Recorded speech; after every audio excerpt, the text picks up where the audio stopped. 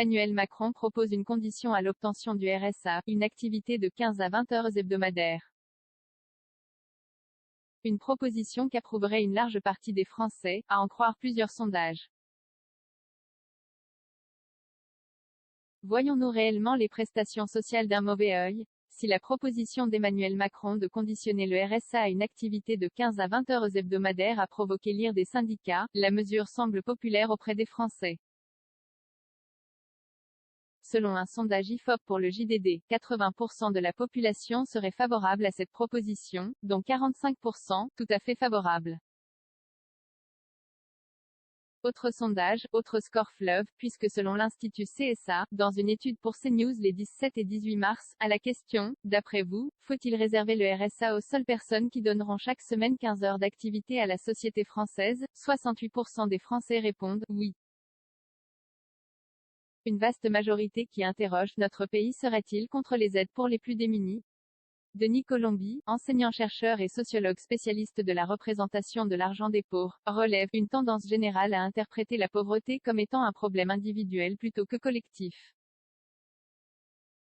Cette tendance diminue lors des mauvaises périodes économiques, quand la précarité s'étend à plus de monde, et s'accroît lors des époques de croissance et de baisse du chômage comme celle qu'on vit actuellement.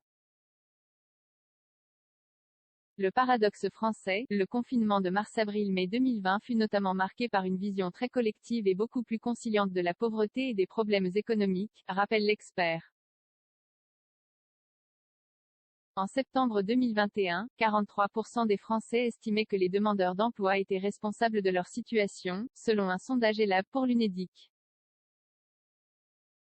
7 points de plus qu'en septembre 2020. Le français est un être complexe à comprendre, et qui n'a pas peur des paradoxes. Habitant depuis 5 ans dans le pays, Nicolaos Georgiadze, enseignant-chercheur en économie comportementale à l'université de Burgundy School of Business, a bien étudié notre peuple pas avare en contradiction et note, pour un pays capitaliste, la France a l'un des meilleurs systèmes d'aide et de redistribution au monde, et présente des soutiens publics totalement inimaginables dans la plupart des autres nations. La sécurité sociale, le « quoi qu'il en coûte », le chômage partiel et bien d'autres mesures sont notamment citées par le professeur. Loin de dégoûter les Français, cette solidarité est l'une de leurs fiertés. Mais de par cet attachement, la population se montre très exigeante avec ses aides et ses redistributions, voulant qu'elles soient utilisées à bon escient. Au pays du romantisme, les aides publiques sont comme un début d'histoire amoureuse, on y tient beaucoup mais on a toujours un peu peur d'être les lésés de l'histoire. Payer moins en souhaitant avoir plus, ces beaux sentiments ne doivent pas cacher une autre réalité moins niaise, le Français n'aime pas payer, et voudrait le beurre sans en fournir l'argent. Pour autant qu'il est attaché à son système de redistribution publique, le Français déteste les impôts et aimerait en payer moins, souligne Nicolaos Georgiadze.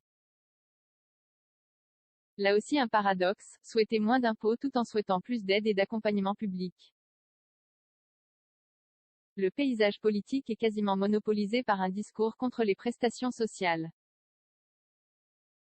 En 2011, soit plus d'une décennie avant, Laurent Wauquiez, les Républicains, évoquait par exemple l'assistanat comme cancer de la société. Un discours constant et qui a le vent en poupe depuis les années 1980 et l'apparition en France de l'idée que pour lutter contre la pauvreté, il faut durcir les conditions de la précarité, déplore Denis Colombi.